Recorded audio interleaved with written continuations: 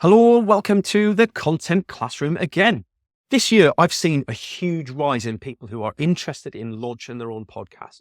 Now, I've covered podcasts a lot in the past. If you go back on the website, you'll find all our articles on starting a podcast, tools you should use, equipment you might need, things to think about, reasons podcasts fail, all of that stuff. But the thing I keep coming back to that people still miss, there's two things here, right? First of all, podcast, quote marks, I hear air quotes, I feel very friends seeing that, but podcast can mean lots of different things to lots of different people. Doesn't necessarily mean a weekly show that you have to commit to that involves guests. Podcasts can be very different for different people. You can have a podcast where it's just you giving advice to the audience on different topics every week. It can be you talking by yourself some weeks and a guest other weeks. It can be you talking to someone else who's a regular co-host with you on the show about certain topics. It can be 5 minutes long. It can be 25 minutes long. It can be 3 hours long if you want it to be. Look up Chris Williamson on YouTube. He does 2-hour podcasts with some of the greatest personalities in the world. But that's a different level. However, there's also the other side of things. It doesn't need to be a podcast as such. It can be a video series. You could commit to doing 6 episodes of a video series on a specific set range of topics that cover a theme. So you might not want to commit long-term to a podcast, or you might want to do it, but in the future. So a great way to test this out is to start with a low-risk series of videos that you can release onto YouTube as a small playlist that cover off a set topic. I did this with podcasts. At the time, the videos themselves didn't go down too well. Not many people watched the live streams. The people that did watch them found them very interesting. We didn't get a lot of views on it. I didn't click the content up and turn it into Reels intentionally because I left it where it was, but I created a playlist for it. Now what happens is when people ask me about my advice on setting up a podcast, I can send them the playlist for them to watch me talk about it at their own time and pace, and they get all the same advice. And that is incredibly useful for me as a business tool because it saves me time, means I can help more people, and actually the proof's in the pudding. Look at this, I've done a mini series. You can do this as a starting point. So don't get hung up on what a podcast is or isn't. Get more hung up on what you want to do with it.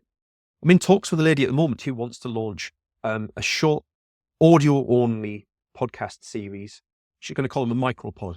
And it's a fantastic idea where she's going to, with agreement, ring people and record the phone conversation talking about specific topics in the moment whilst they're doing activities like cleaning the house or going to pick the kids up from school or cooking tea, right? Perfect. It's brilliant. It's a really different idea, very bingeable, short form content, so really packed full of insights, and it's going to be incredibly fun to work on.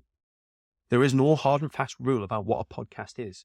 The other thing that I want to pose to you that people get wrong when thinking about starting a podcast or a video series is what is it that you really want to achieve from this? Because largely people come to me with unrealistic expectations that they're going to get millions of views and monetize it, or hundreds of thousands of views and monetize it. Highly unlikely.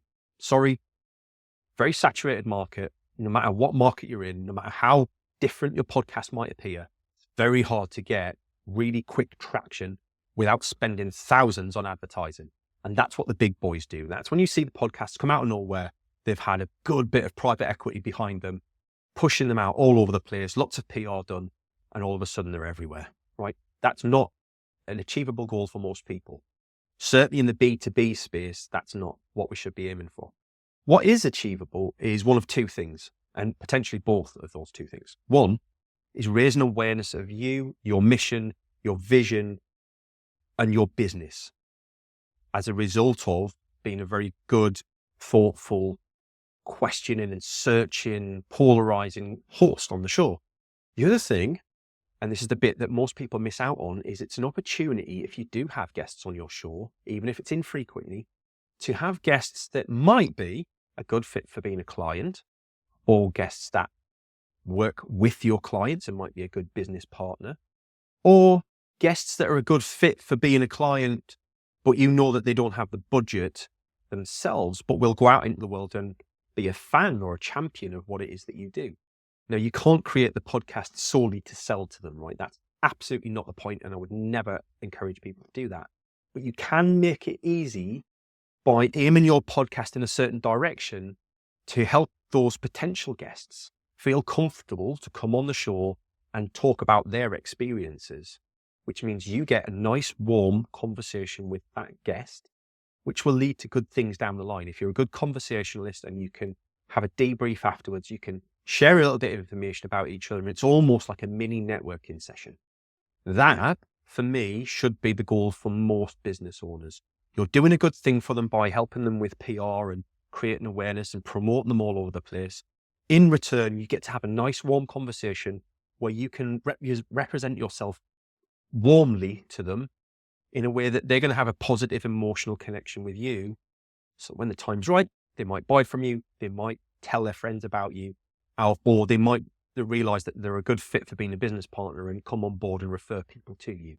Think about that as you consider setting up a podcast, because if you don't do that at the beginning, it can be quite challenging and you always have to force it to get the guest on the show in a way that doesn't feel salesy.